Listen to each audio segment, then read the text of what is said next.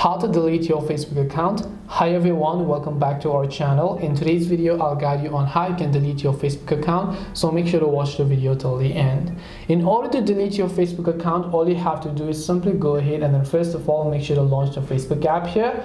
Once you launch the Facebook app, tap the three lines option located at the top right corner, then make sure to tap the gear icon, which is the settings icon. As you tap on the option here, tap on this Meta Account Center tab because this is the new update, so make sure to tap on it.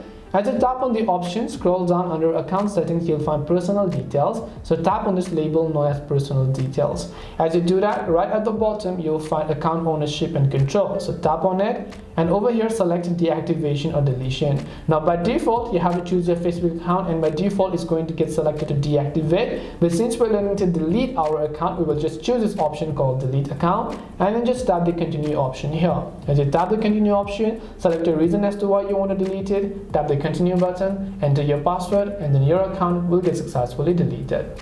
This way you can basically go ahead and then delete your Facebook account. Hope this video was very helpful, and if you have got any questions, feel free to leave them down. Thank you for watching till the end, and see you soon in the next video.